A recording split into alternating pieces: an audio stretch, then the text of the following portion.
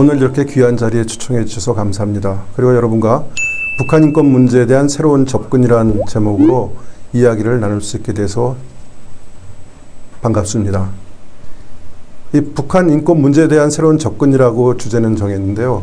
거창하게 어떤 새로운 접근을 논하기보다는 현재까지 우리가 북한 인권 증진을 위해서 해온 일이 어떤 것이며 어떠한 것이 좀 아쉬웠는지, 그리고 보다 효과적으로 북한 인권을 증진하기 위해서는 어떤 방안으로 우리가 접근을 해야 할지에 대해서 여러분과 같이 생각해보고 고민해보는 그러한 시간이 되었으면 합니다.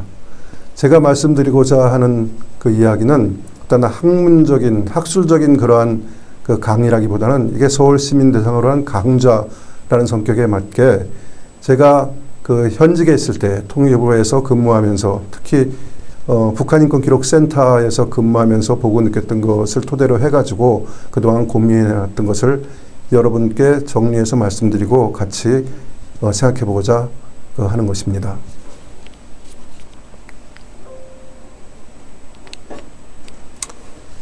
여러분, 북한 인권 하면은 어떠한 그 단어들이 생각이 나시나요? 어떠한 인상이 머리에 떠오르십니까? 흔히 북한 인권 하면은 처음 떠오르는 그러한 그 인상은 정치범 수용소를 얘기들을 합니다. 또 강제노동, 정치범 수용소에서 강제노동을 많이 당하고 있죠. 물론 정치범 수용소에 그 수용되어 있는 그러한 그 사람들뿐만 아니라 평소에도 돌격대라는 그러한 명분으로 학생들, 청년들이 그 많이 강제노동에 동원이 되고 있습니다. 또 나이 드신 분들은 아오지 탄광에 대한 그러한 기억을 떠올리실지도 모르겠습니다.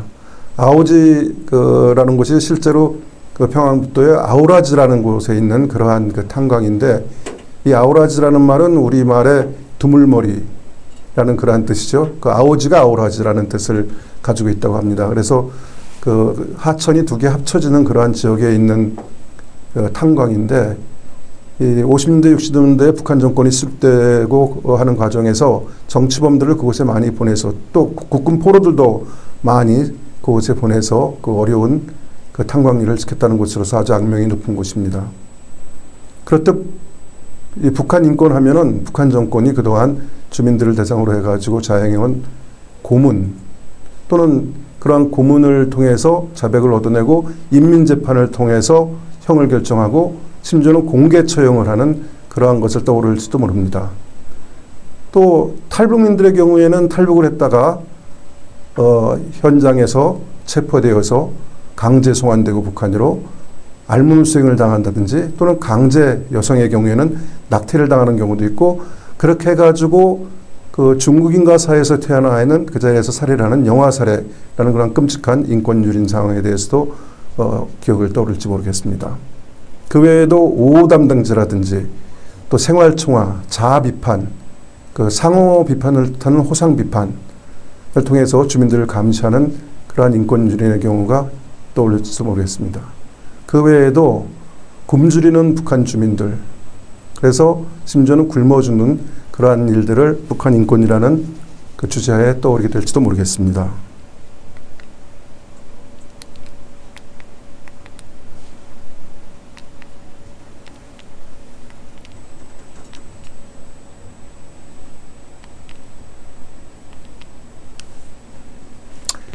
이렇듯 북한의 열악한 인권 상황에 대해서는 1990년대에 들어서 그 외부 사회가 인지를 하게 됐습니다.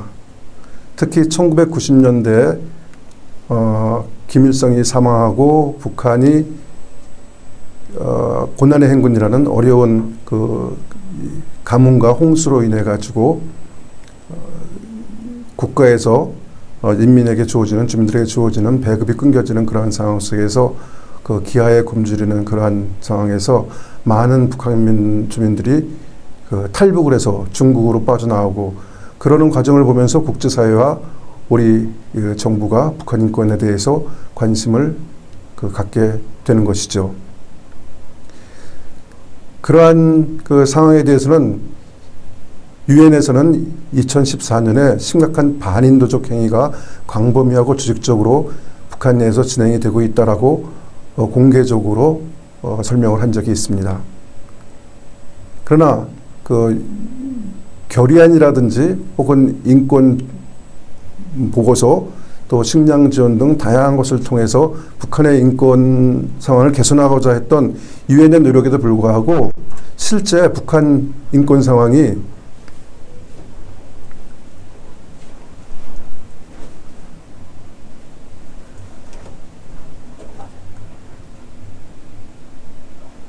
크게 개선되지 않은 것이 안타까운 현실입니다.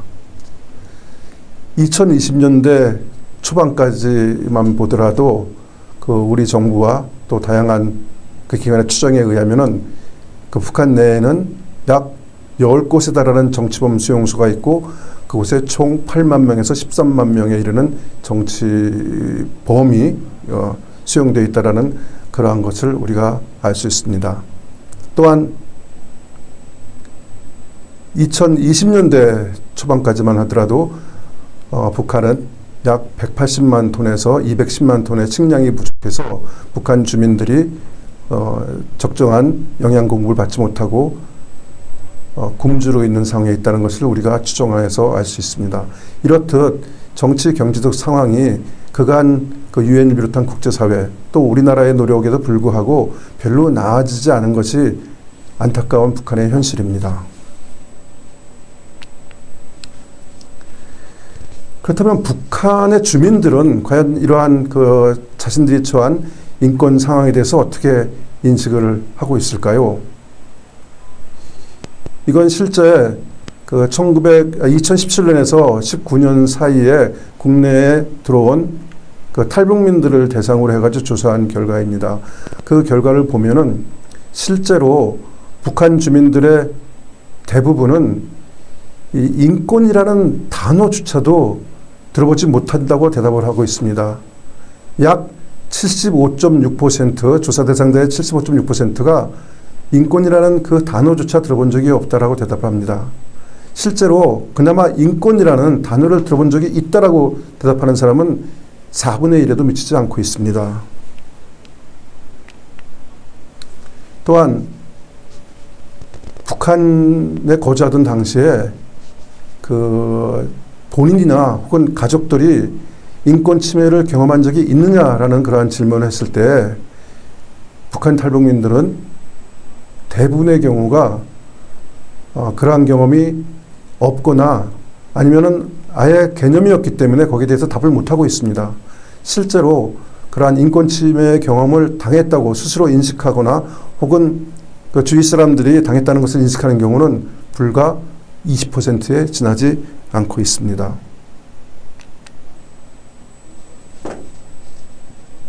그렇다면은 이러한 북한 주민들, 북한의 상황에 대해서 우리가 북한 인권을 얘기할 때 과연 무슨 생각을 하게 되는 것일까요? 아니, 그에 앞서서 과연 인권이란 것은 과연 무엇일까요? 우리가 좀 더 그 북한 인권에 대한 이야기를 진지하게 하기 위해서는 인권이란 무엇인지에 대해서 생각해 볼 필요가 있다고 생각합니다. 여러분은 인권이라고 이야기를 할 때 어떠한 생각들을 하게 되십니까? 어떤 경우는 특히 나이가 좀 드신 분들은 인권 하면은 여성 해방, 그 women's live 운동에 대해서 생각을 하게 되실지 모르겠습니다. 또한 양성 평등을 머리에 떠올리실 수도 있습니다. 또한 그 과거 군사 독재 시절이나 혹은 그 제3국 독재 국가에서 자행됐던 구타나 고문에 대해서 생각을 하게 되실지도 모르겠습니다. 또한 인신매매나 아동학대, 가정폭력, 성매매, 성폭력 이런 것들을 연상하실 분들도 있을 겁니다. 최근에는 우리가 2000년, 2010년대 들어서는 미투 운동이라는 것도 많이 들어서 아는 그러한 사회적 현상입니다. 이 헐리우드에 있는 영화 제작자가 성추행, 성추문을 한 것에 대해서 피해자가 그것을 과감하게 증언을 하고 나섬으로써 그것에 동조하는 많은 사람들이 인터넷에서 그 미투라는 해시태그를 다름으로 인해 전 세계적으로 파급을 일으켰던 인권운동이죠. 또한 우리나라에서는 2020년대 학교 폭력, 학폭이라는 이야기도 많이 나왔습니다. 유명한 여자 배구 대표 선수도, 국가대표 선수도 이 학폭을 저지른 것으로 인해 가지고 국가대표에서 퇴출당하는 그러한 사건들도 있었습니다. 그 외에도 인권하면은 혹시 조망권이라든지 일조권이라든지 초상권이라든지 이러한 이야기를 머리에 떠오르시는 분도 계실지 모르겠습니다.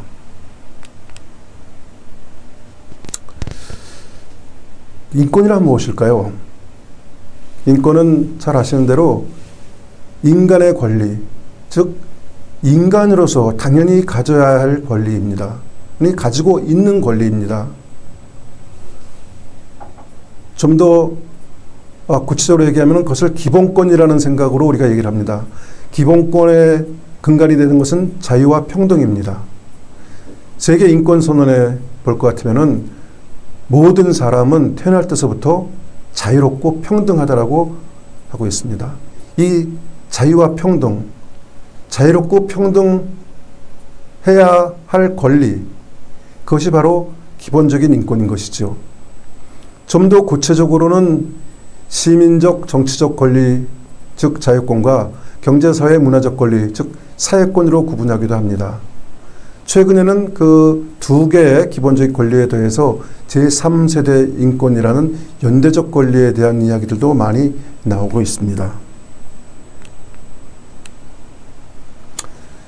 또 한 가지 인권에 대해서 우리가 생각할 때 생각을 해야 될 것은 인권과 국가의 관계입니다. 우리가 북한 인권을 얘기할 때 어떠한 개인과 개인 사이의 인권적 관계 혹은 그 사적인 인권주의인 관계를 얘기하는 것은 아닐 것입니다. 북한 인권을 얘기할 때에는 인권과 국가 공권력의 관계, 국가 공권력 혹은 국가에 의해서 그 개인의 인권이 가질 수 있는 관계에 대해서 얘기하는 것이죠. 인권과 국가의 관계를 얘기할 때는 두 가지 일단 측면이 있습니다. 하나는 국가에 의한 개인 인권의 최소의 침해를 생각하는 그러한 측면이 있습니다. 또 하나는 국가가 개인의 인권을 최대한으로 보장해 줘야 된다는 측면에서 이야기되는 것이 있습니다. 국가의 개인에 대한 최소한의 침해, 이것은 어떻게 보면 국가의 정책 의지와 관련된 이야기라고 할 수 있겠습니다. 국가가 개인의 인권을 최대한 보장해 줘야 된다는 것은 국가의 정책 역량에 관계된 것이라고 할 수 있겠습니다. 그러기에 우리가 인권을 얘기하기에 앞서서 북한 인권을 얘기하기에 앞서서 먼저 생각해 봐야 될 것은 이 인권이 무엇인가, 즉 인권이라는 개념이 어떻게 발전을 하게 되어 있는가라는 것이라고 할 수 있겠습니다. 인권은 과연 어떻게 우리 인간 사회에 중요한 개념으로 발전을 하게 됐을까요? 인간이 진화하면서 창조됐다고 할 수도 있겠지만은 흔히 우리가 아프리카 대륙 서부의 남서부 지역에서 발원을 해서 오스트랄로피테쿠스가 전 세계로 퍼져나가서 오늘날 이제 인류가 형성이 됐다고 하는 얘기를 합니다. 물론 그때 오스트랄로피테쿠스 시대에는 인권이란 개념은 전혀 없었습니다. 오스트랄로피테쿠스가 진화해서 직립어린이 되고 호모세피언스로 발전되기까지, 그리고 호모세피언스가 등장을 해서 그 선사시대, 구석기 시대, 신석기 시대, 청동기 시대를 거치는 동안에 인권이라는 개념은 없었습니다.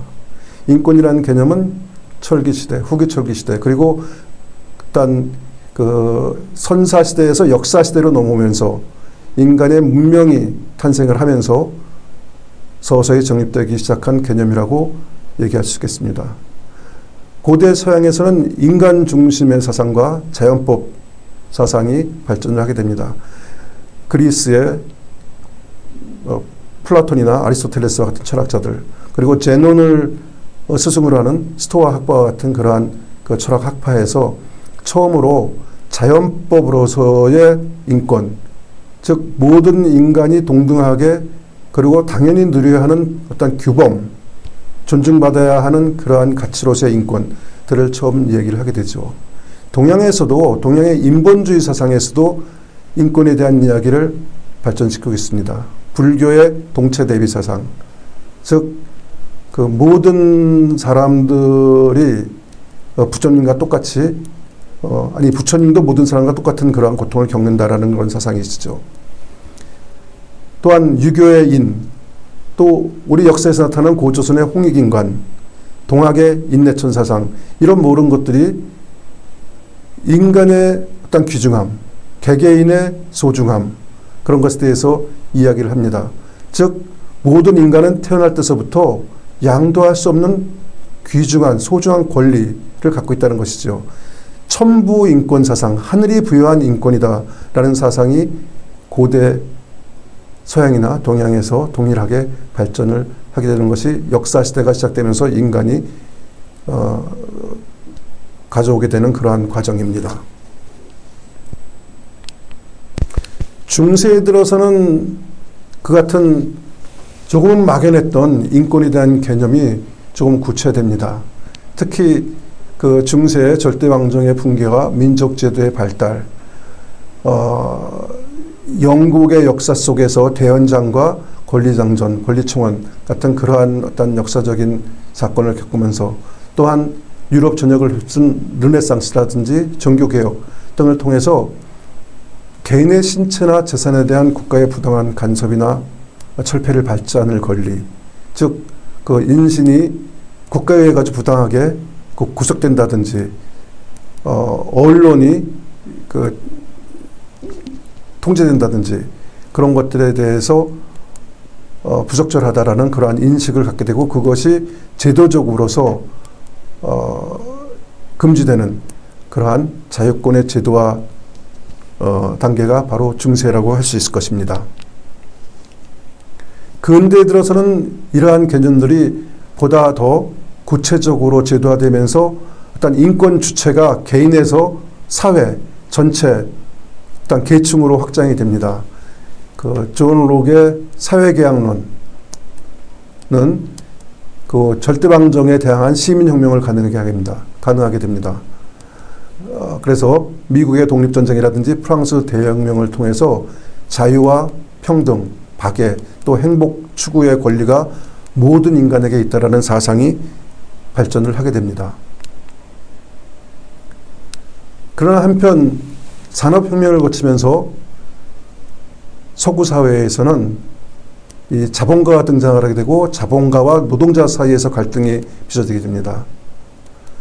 그리고 산업혁명의 발달로 중상주의가 발전하고 또한 그 국가 차원에서 그러한 자원의 어떤 그 수탈을 통해 가지고 부를 키워가는 제국주의가 발전을 하게 됩니다.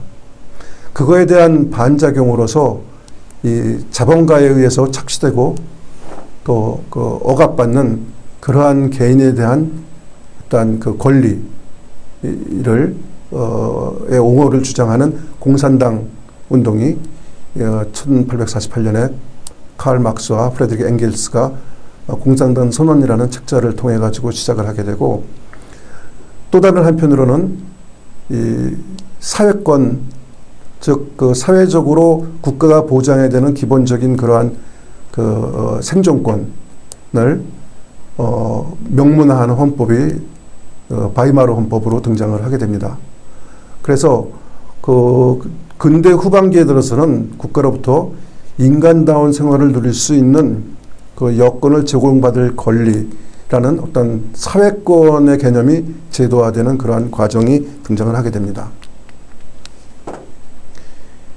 현대에 들어서는 국제연합이 그 인권에 대한 개념을 정리하고 주창하고 옹호하는 그러한 그 핵심 기관으로 등장을 하게 됩니다. 1, 2차 세계대전을 거치면서 특히 2차 세계대전 중에 나치 저울만 독일에 의한 그 유태인 학살과 같은 그러한 끔찍한 반인권적인 그러한 그 현상을 우리가 경험을 하면서 국제사회가 전체적으로 함께 그 개인의 인권을 보호해야 된다라는 그러한 사상이 발전을 하게 되는 것이죠. 그래서 1948년에 세계 인권 선언을 하게 되고 이어서 경제사회 문화적 권리, 즉 그 사회권 규약과 시민 정치적 권리인 자유권 규약을 유엔에서 마련을 하게 되는데, 어떻게 보면은 이 시대에 안타까운 것은 그 인권이 사회권과 자유권으로 두 개로 양분됐다는 것입니다. 이 사회권과 자유권이 양분된 배경에는 2차 세계대전의 종식과 함께 시작되는 국제냉전에 의한 영향이 굉장히 큰 것이죠. 이 경제사회 문화적 권리, 즉 사회권은, 즉 생존권은 경제적인 권리를 중심으로 한 것은 이 소련을 위시로 한 사회주의 국가권에서 좀 더 강조를 하는 그러한 그 권리로 발전을 하게 됩니다. 이 사회주의 국가들은 아까 말씀드린 대로 이 산업혁명에 의해 가지고 야기된 그 자본가와 노동자 사이의 어떤 그 착취효과 관계, 그것에 대한 해방, 그에 따라서 노동자의 어떤 사회적인 생존을 보장하는 그러한 권리들, 특히 국가가 그러한 보장을 해야 된다라는 인권에 있어서의 국가의 어떤 책임, 보장 측면을 강조하는 그러한 권리를 갖게 되는 것이고요. 그에 반해서 시민 정치적 권리는 이 대헌장 시대, 마그나칼타 시대에서도 발전되었던 개인에 대한 어떤 인신의 자유라든지 언론의 자유, 사상의 자유 등 시민 정치적 자유를 중심으로 해가지고 서구 자본주의 국가에서 그런 것들을 더욱더 중시하는 그러한 전통을 만들어가게 되는 것이죠. 그래서 안타깝게도 유엔에서 이 인권이 사회권과 자유권으로서 이 구분이 됨에 따라서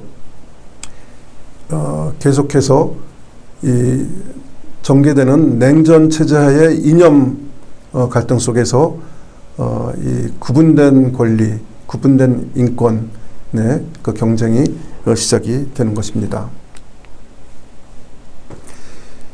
1970년대 후반, 즉 최근에 들어서는 이 개인의 자유를 중시하는 자유권과 개인의 어떤 생존을 중시하는 사회권에 더해서 글로벌 공동체의 그 발달에 발맞춰서 제3세대 인권이라고 불리우는 새로운 그 인권의 권리들이 탄생을 하게 됩니다.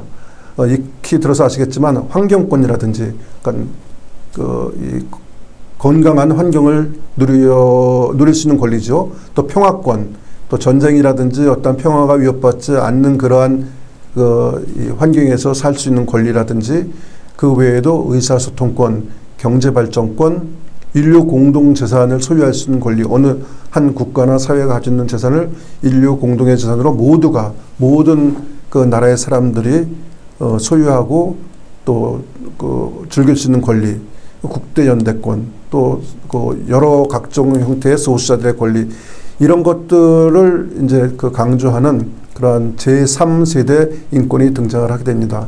그 제3세대 인권의 특징은 어떤 개개인의 관계되는 인권이라기보다는 그 같은 인권이 보호받는 어떤 국제적인 평화와 생태 환경을 보존하고 유지를 하기 위해서 모든 인류가 연대할 수 있는 권리를 얘기한다고 할 수 있습니다. 그러면 그 같은 이제 인권의 그 개념이 발전하는 가운데 북한은 과연 인권에 대해서는 어떻게 대응을 하고 있을까요? 북한 체제에 있어서의 인권이란 과연 어떤 의미를 지닐까요? 아까 말씀드린 대로 1848년에 그 공산주의 운동의 기본 헌장이라고 할 수 있는 공산당 선언에서는 이 노동자들이 이룰 수 있는 것은 억압과 착취의 쇠사슬밖에 없다. 전 세계의 노동자여 일어나라, 걸기하라. 이제 이러한 그 전문의 그 유명한 문장이 있습니다. 이렇듯 그 공산당 선언도 아까 말씀드린 대로 어떻게 보면은 그 산업혁명에 의해 가지고 유린되는 인권, 개개인의 인권, 특히 노동자의 인권을 신장하기 위해서, 개선하기 위해서 등장한 그러한 것이라고 할 수 있겠습니다. 또한 북한은 오랫동안 인민대중 제일주의를 주창해 왔습니다. 김정은도 그것을 2010년 들어서 강조를 했습니다. 인민을 최고로 여긴다는 것이죠. 또한 북한의 사회주의 헌법에는 이민위천이라는, 즉 인민을, 주민을 하늘처럼 떠받든다라는 그러한 것이 전문에 수록이 되어 있습니다. 북한의 주체 사상도 결국은 각 개인이 주체가 되는 그러한 사상이다라는 것이죠. 개인이 세계의 중심이다, 세상의 중심이다라는 사상이죠. 또 북한 헌법 제3조에도 국가는 근로인민의 인권을 존중하고 보호한다 라는 표현이 들어있습니다. 그러나 여러분이 잘 아시는 대로 북한의 그러한 어떤 법 규정이라든지 그 정책, 정강, 이것은 사실은 그 명목상의 그러한 표현이자 명목상의 제도라고 할 수밖에 없습니다. 북한은 아직도 유교적 농경사회의 가치관을 그대로 유지하고 있습니다. 아직도 굉장히 봉건적인 사회이고 남성 중심적이고 가부장적 사회입니다. 어떻게 보면 북한은 2조 시대에서 일제를 거쳐서 해방이 되고 바로 사회주의 공산주의 체제로 넘어갔기 때문에 시민사회가 정상적으로 등장을 할 수 있는 그러한 어떤 절차를 겪지 못하고 봉건적 사회가 또 다른 봉건적 사회로, 어떻게 보면 이씨왕조와 김씨왕조로 넘어간 그러한 사회이기 때문에 어쩔 수 없이 그 유교적 농경사회의 가치관을 그대로 간직할 수 있다고 할 수밖에 없을 수도 있습니다. 또한 북한식 사회주의, 소련식과도 다르고 중국식과도 다르고 이 동굴아파 동유럽식과도 다른 북한식 사회주의 체제의 어떤 작동 기제를 볼 것 같으면은 일단 잘 아신 대로 집단주의 사회입니다. 개인은 전체를 위하여, 전체는 개인을 위하여를 모토로 하고 있습니다. 모든 개인의 어떤 권리, 개인의 자유는 전체를 위하여 희생되는 것을 원칙으로 하고, 전체 사회는 개인, 여기서의 개인은 수령 1인을 위해서인지는 모르겠으나 하나를 위해서 희생이 되어야 하는 그러한 사회입니다. 특히 그 같은 집단주의 어떤 체제 위에 스탈린주의를 도입을 했습니다. 스탈린주의는 유일적 영도 체제를 중심으로 하고 개인 숭배에 기본을 한 그러한 그 공산주의 체제에서도 아주 특이한 체제입니다. 북한의 이러한 그 체제적 특성에 의해 가지고 북한 헌법이라든지 북한의 그 공산당 정강에서 얘기하는 그 인권을 위한다는 그러한 그 구호들은 단순히 정치적 구호에 그치지 않는 경향이 심하다고 할 수 있습니다. 이러한 북한이기 때문에 1990년대 이후에 같은 북한의 인권 상황을 비로소 인지하게 된 이 국제사회에서는 북한 인권 개선을 위해서 많은 노력을 기울여왔습니다. 특히 유엔이 중심이 돼서 국제사회 전체가 많은 그런 노력을 기울여왔습니다. 그런데 이 유엔의 노력을 우리가 그동안 쭉 되돌아보면은 기본적으로 초기에는 북한 인권 상황의 그 중대성, 심각성을 외부에 알리는 데 주력을 해왔다고 볼 수 있습니다. 그러다가 최근에 들어서는 이 북한 인권을 유린하고 주민들의 인권을 유린하고 그 인권을 유린하는 가해자들을 처벌하는 그러한 데 초점이 좀 맞춰지는 그러한 감이 없잖아 있습니다. 북한 인권 조사에 집중을 하고 북한 인권 사무소를 개설해서 거기서 조사에서 나온 결과들을 그 하나의 보관소에 보관을 하고 그것을 결국은 국제사법재판소 같은 그런 어떤 사법기구에 갈 수 있는 그러한 자료로서 정리를 하는 그러한 일에 이르기까지 이 북한 인권을 직접 개선하기 위해서 모은 것을 하는 것보다는 그 같은 인권 유린 상황을 폭로하는 그러한 쪽에 관심이 더 많이 가져 있지 않았나 하는 그러한 생각을 하게 됩니다. 이 유엔뿐만 아니라 국제사회의 다른 부분에서도 그 북한 인권을 개선하기 위한 그러한 노력들이 많이 진행이 됐습니다. 특히 미국이나 일본, EU 같은 서방세계 주요 국가들이 북한 인권에 대한 문제들을 들고 나오고 있습니다. 그러나 이들 개별 국가들이 하는 것을 지켜봐도 물론 그같이 할 수밖에 없는 한계를 우리가 인정하지 않을 수는 없지만은 주로 북한 인권의 현실을 폭로하고 비난하고 압박해서 북한으로 하여금, 북한 정부로 하여금 인권 상태를 개선하게 만들려는 그러한 것에 초점을 맞춰서 보고서를 공개하고 또 발표하고 압박을 가하고 하는 것을 우리가 주로 보았습니다. 그렇다면 우리나라는 그 북한 인권의 개선을 위해서 어떠한 노력을 기울여왔을까요? 이 국제사회가 북한 인권 현황을 조사하고 공개하고 폭로하고 비난하고 압박을 가해온 데 반해서 우리나라는 어떻게 보면은 그 압박 혹은 비난과 침묵 사이에서 갈짓자 행보를 보여왔다고 할 수 있습니다. 이 갈짓자 행보가 예를 들어서 볼 것 같으면은 유엔 총회에서 북한 인권 결의안을 제출하고 많은 나라들이 투표를 거수 투표를 해가지고 이 결의안을 이제 통과를 결정짓는데 우리나라는 기권과 찬성을 왔다 갔다 했습니다. 최근 몇 년을 볼 것 같으면은 정부의 성향에 따라서 북한 인권 결의안에 기권했다가 찬성을 했다가 다시 기권을 했다가 또는 보다 적극적으로 공동 제안국으로 참여를 했다가 또 발을 빼고 불참을 했다가 다시 참여하는 그러한 행태를 보여왔습니다. 그러다가 2014년에 그 유엔 북한인권위원회 그 북한인권조사위원회의 결과보고서 COI 보고서가 나온 것을 계기로 해서 우리도 2016년에 오랜 국회에서의 논란과 대립 끝에 북한인권법을 드디어 통과시켜서 제정을 하게 됩니다. 그래서 그 북한인권법 제정을 계기로 해서 북한인권기록센터를 통일부에 설치하고 북한인권기록보존소를 법무부에 설치해서 국가가 북한인권에 대한 그 조사를 탈북민을 상대로 한 조사를 직접 실시를 하고 그 기록을 전부 북한인권기록보존소에 보관을 하는 그러한 제도적 장치를 갖추게 됩니다. 그렇게 되기까지는 여러 해가 걸린 거죠. 1990년대 후반에 우리가 북한 인권 상황을 공개적으로 현황을 알게 된 것부터 시작해가지고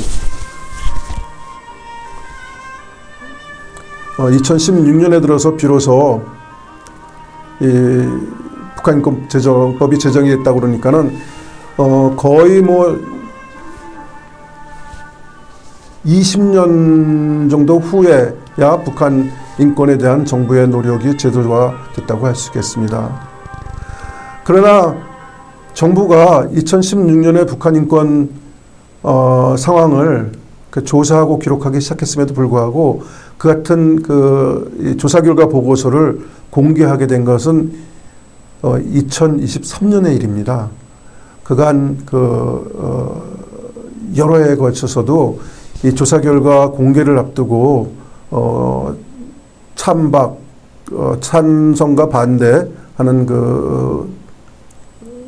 논쟁이 계속되다가 결국 2023년에 들어서야 이 결과 보고서를 발간을 하고 그것을 모든 사람들이 읽고서 또 연구하는 사람들이 북한 인권에 대해서 연구를 할 수 있도록 하는 그러한 결정을 하게 된 것이죠.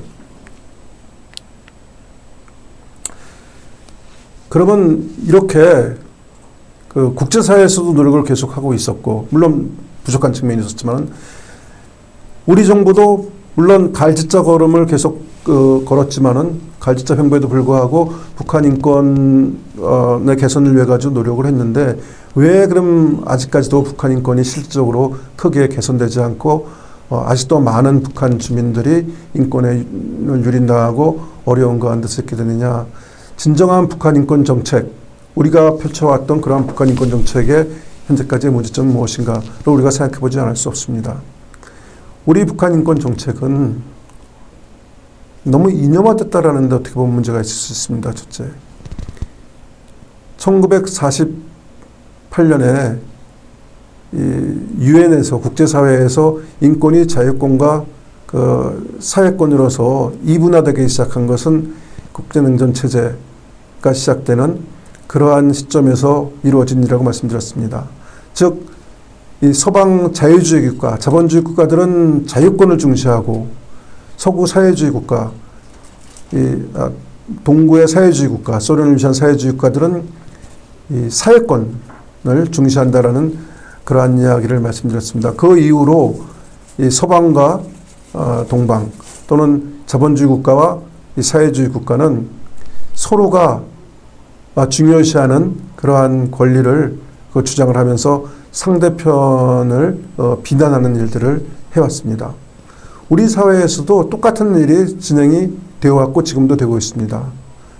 그에 의해 가지고 인권 정책이 너무 그 정쟁의 도구가 있다라는 것이 어떻게 보면 우리 인권 정책이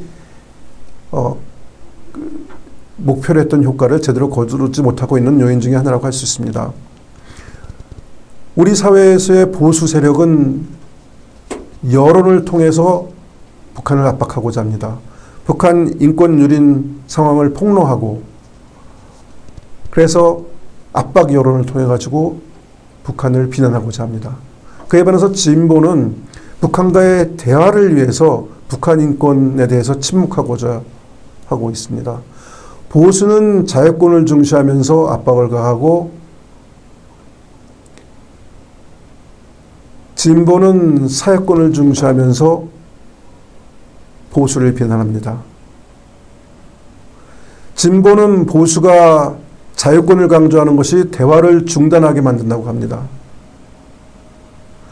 보수는 진보가 사회권을 강조하는 것이 북한 정권, 북한 체제를 강화한다고 이야기를 합니다.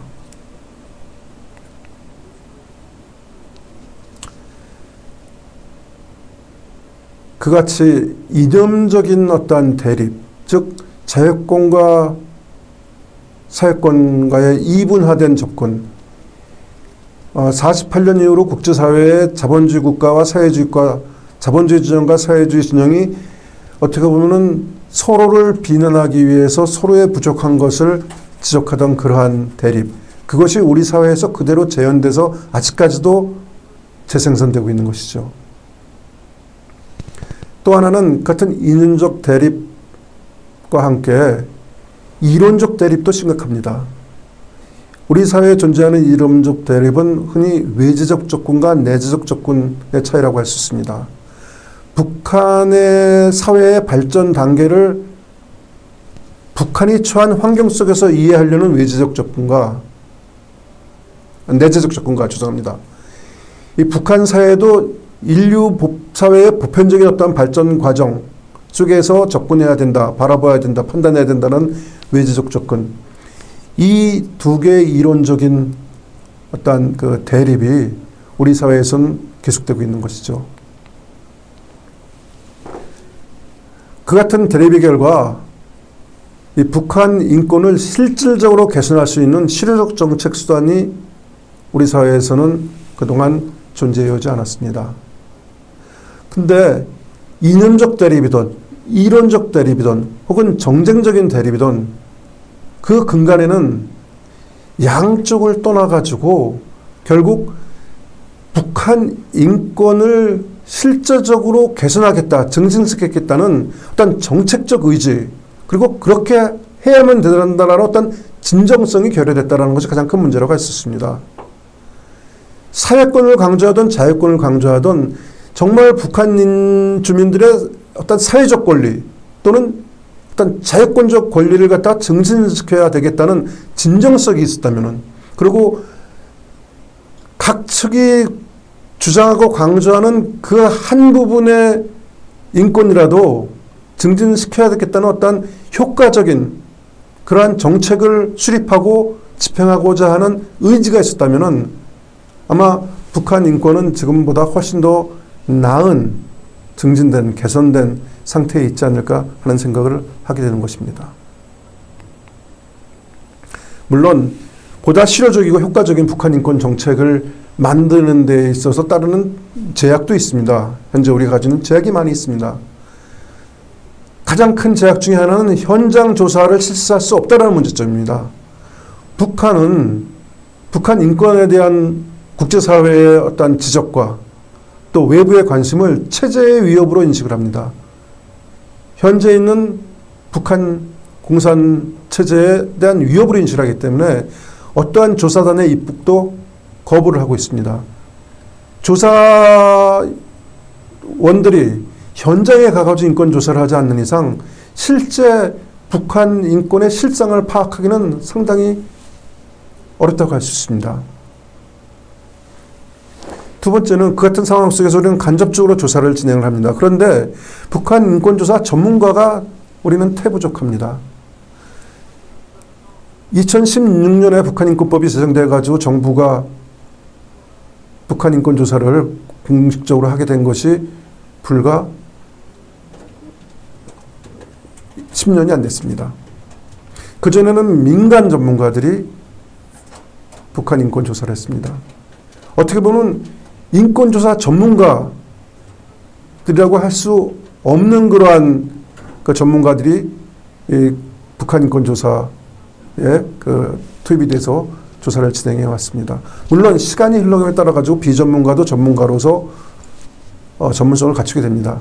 그러나 아직도 우리는 인권 전문가라는 그러한 것이 우리 사회 전반에 걸쳐서 부족하고 특히 북한 인권 조사에 있어서는 전문가가 상당히 부족한 그러한 상태라고 하겠습니다. 아울러서 우리는 북한 인권 조사에 대한 관련 법도 상당히 부족합니다. 또한 그렇기 때문에 이 전문가를 체계적으로 양성할 수 있는 제도도 부족합니다.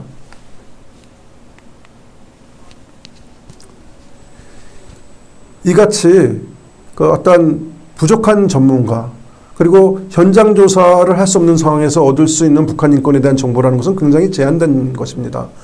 이 제한된 정보를 토대로 해가지고 우리가 만들 수 있는 정책이라는 것이 상당히 한계가 있습니다. 제한된 정보는 일반화의 오류를 우리에게 범하게 쉽게 만듭니다. 특히 우리는 북한 인권에 대해서 북한 인권 현황 상황에 대해서 탈북민을 통해서 이해를 하고 있습니다.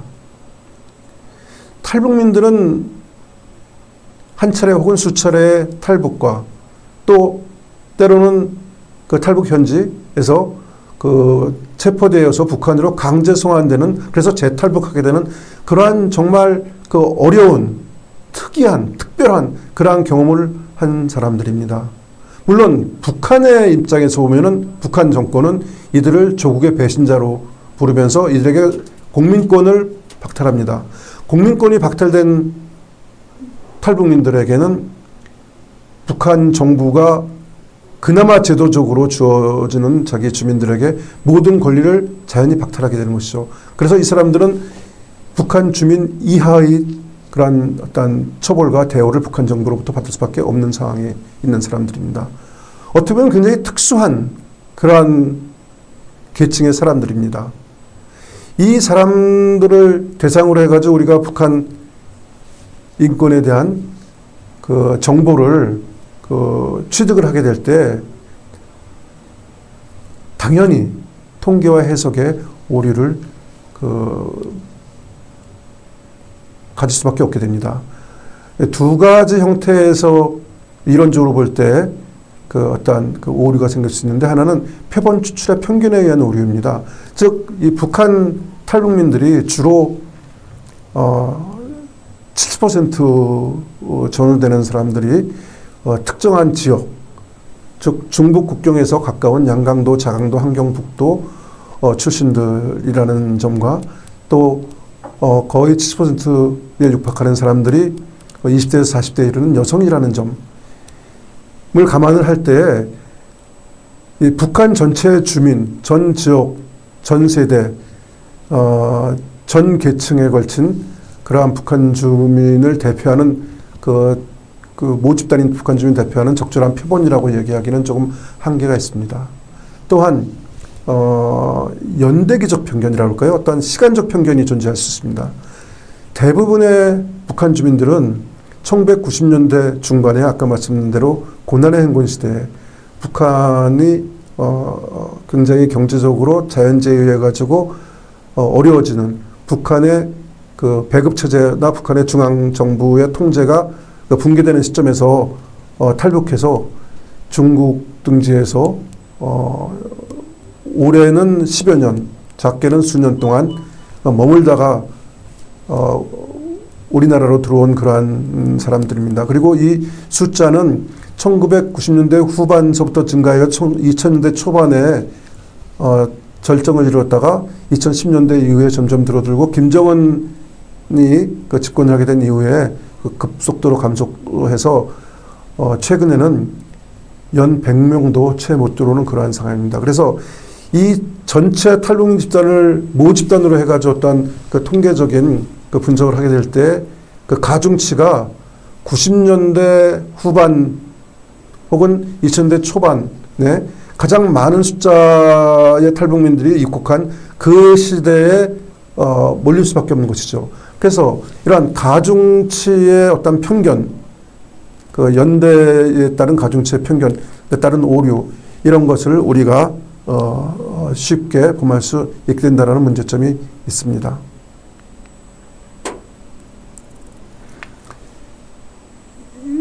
그러나 어쨌든 그 같은 제약 속에서도 같은 한계를 가지고도 우리가 북한 인권 정책을 좀 더 제대로 만들어야 될 그러할 필요성은 분명히 있습니다.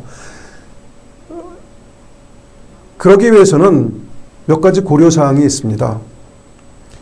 첫째는 과연 이 북한 인권을 우리가 논할 때 보다 근본적으로는 얼마만큼의 개입을 해야 되는 것이냐.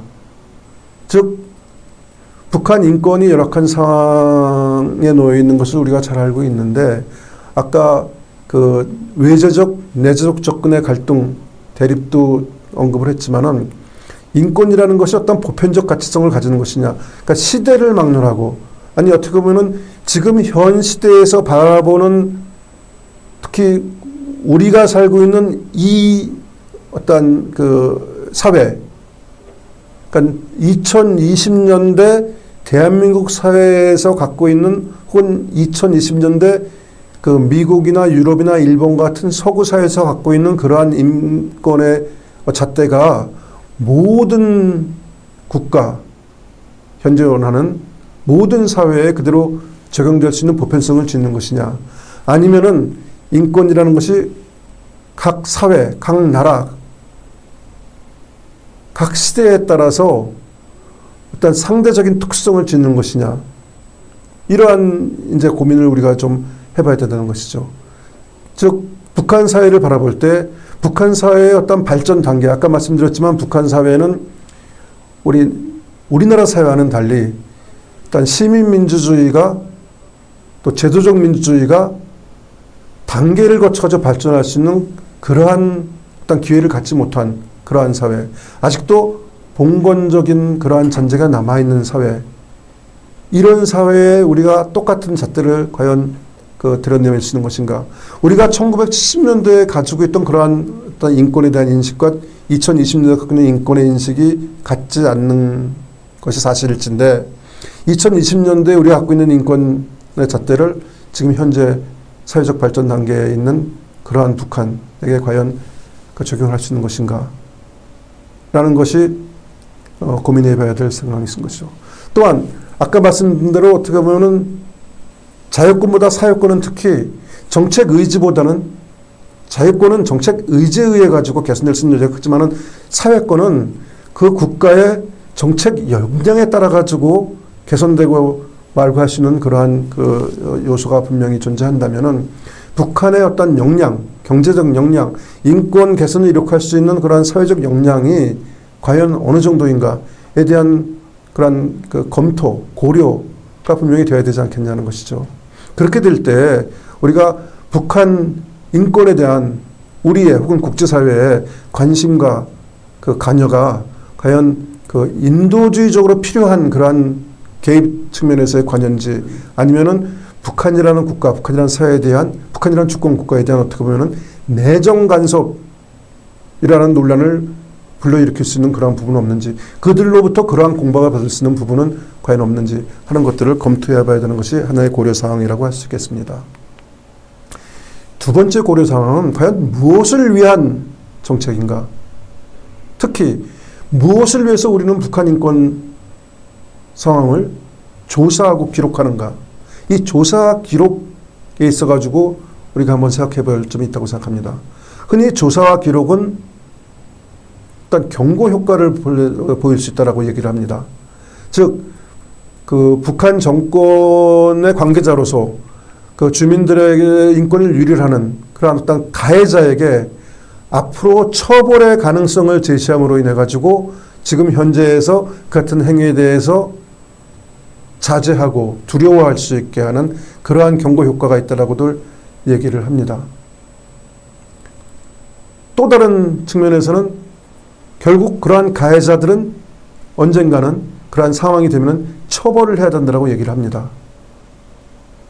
그 처벌을 위해서 증언을 채취하고 기록을 남겨야 된다고 얘기들을 합니다. 그런데 그 부분에 대해서 우리가 생각을 해보자면은 우리는 그 아직까지는 민족공동체 통일 방안을 우리의 통일 방안으로서 역대 정부가 이념적 차이를 막론하고 계속 유지를 하고 있습니다. 민족공동체 통일 방안은 평화적, 점진적 합의에 의한 통일을 추구를 합니다. 그런데 이 평화적 통일을 우리가 달성을 했을 때 과연 가해자를 제대로 처벌할 수 있겠는가? 라는 문제입니다. 평화적 통일이 이루어지면은 어떻게 보면은 가해자와 피해자 사이에 상반된 주장만이 존재할지도 모릅니다. 탈북민 피해자의 증언과 국가에 충실한 어떤 소속원으로서 자기에게 주어진 역할을 다했던 가해자, 그렇게 주장할 수 있겠죠. 간에 어떠한 contending stories, 서로 상반된 주장만이 존재할지도 모릅니다. 이 경고 효과나 가해자 처벌을 위해서는 특히 사법적인 어떤 요건을 갖춰야 될 텐데 탈북민 피해자들의 증언이 과연 형사적 처벌 요건을 만약에 형사적 처벌이 우리가 원한다면은 충분히 갖추게 되는 것인지 갖출 수 있는지 이것도 우리가 고민해야 될 필요가 있습니다. 많은 경우에 그렇지 않습니다. 기억에 의존해야 되고 구체성을 갖고 있기가 힘들기 때문입니다. 국제적으로도 우리가 유사한 그러한 사례가 있습니다. 독일이 통일된 다음에라든지 남아프리카 공화국에서 그 인종차별 아파트헤이트 정책이 철폐되고 이 백인 정부가 무너진 다음에라든지 특히 아일랜드, 남아일랜드나 혹은 북아일랜드에서 이 평화 프로세스에 접어든 이후에라든지 이 가해자들을 처벌하는 데 있어서 상당히 어려움을 겪었습니다. 실제로 가해자들이 처벌을 거의 받지 않았습니다. 기록을 충실히 했지만은 그 기록이 가해자의 처벌을 가져올 수 있을 만큼 완벽하지가 못했습니다. 그러나 그렇다고 해가지고 기록을 하지 않을 수는 없습니다. 기록은 정확하게 철저하게 해야 됩니다. 단 처벌은 쉽지가 않을 것이고 특히 승자도 패자도 없는 평화적 통일의 경우 처벌을 하기는 상당히 어렵습니다. 다만 진실을 규명하기 위한 기록이 필요합니다. 어떻게 보면 우리 후세에 대한 교훈을 주는 것이죠. 그래서 독일이나 남아공이나 아일랜드 사람들은 얘기를 합니다. 인권 유린에 대해서 용서하라. 그것이 사회통합이시죠. 그것이 통일된 어떤 한국, 통일된 사회가 지향해야 되는 가치인지도 모르겠습니다. 그러나 결코 잊지 말아라. Forgive, but never forget. 잊지 말고 역사의 교훈으로 후세에 남기라는 것이죠. 그래서 저는 이렇게 제안합니다.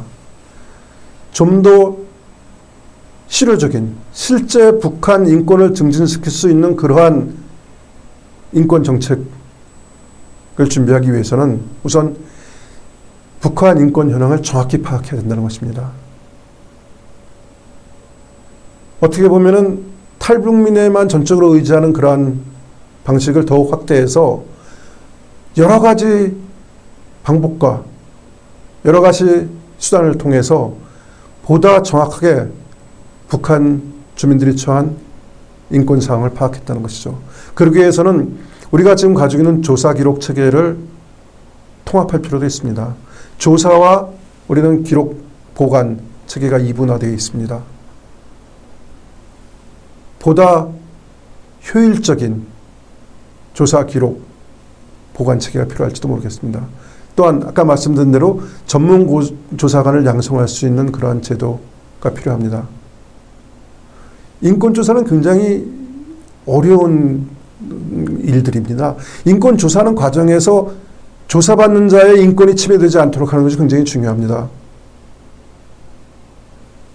예를 들어서 그런 것들을 감안해서 정말 전문적으로 인권 조사를 할 수 있는, 특히 북한 인권을 조사할 수 있는 그러한 인력을 우리가 제도적으로 양성하는 것이 굉장히 중요하다고 생각을 합니다.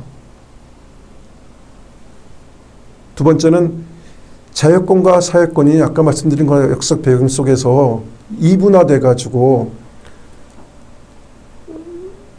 이 각각을 주장하는 사람들이 어떻게 보면 상대편을 공격하는 도구로서 사용되는 감이 없지나 있는데, 그로 인해 가지고 북한의 자유권도, 북한 주민의 사회권도 제대로 신장시키지 못한 그러한 결과를 가져왔다면은 자유권과 사회권을 병행적으로 혹은 통합적으로 우리가 해서 접근할 필요가 있습니다. 구체적이고 실질적인 북한 인권 증진 목표를 설정할 필요가 있습니다. 막연하게 북한 인권 증진을 한다는 게 아니라 구체적인 인권, 상세한 인권을 어떻게 우리가 증진시킬 수 있을까? 그것은 북한 정부에게 그 같은 인권 유린 상황을 인식하고 또 그것을 갖다 개선할 수 있는 역량을 심어주는 그것이 필요하다고 할 수 있겠습니다. 우리가 가지고 있는 국제사회나 우리나라 가지고 있는 그 도구는 인도적 지원이죠. 그 인도적 지원을 그냥 무상의 인도적 지원, 무조건적 인도적 지원으로 제공할 것이 아니라 구체적인 인권을 개선하는 것을 조건으로 해서 연계해서 제시하는 인도적 지원. 어떻게 보면 그러한 정책이 필요할지도 모르겠습니다. 세 번째로는 북한 인권 개선 문제는 정부가 독점해야 될 문제는 아니라고 생각합니다. 정부만이 북한 인권을 개선할 수 있는 것은 아닙니다. 특히 정부가 할 때에 한계가 있습니다. 정부와 민간단체 또는 우리 정부와 국제사회, 국제기구, 국제인권 전문기관, UN 이 역할 분담이 필요합니다. 이 각각 다른 다양한 북한 인권 증진 주체 간에 정보를 공유하고 협력을 해서 실질적으로 북한 인권을 증진하는 것이 필요하다고 볼 수 있습니다. 결국 필요한 것은 정말 진정으로 북한 주민들의 인권을 실질적으로 개선을 하겠다는 것을 목표로 하는 정책입니다. 대화를 위해서 침묵하거나 침묵하는 자를 공격하기 위해서 비난하고 압박하는 그러한 정책이 아니고 진정으로 북한 인권, 북한 주민의 인권을 개선시키겠다라는 어떤 그 마음, 그것이 담긴 정책이 필요하다고 생각을 합니다.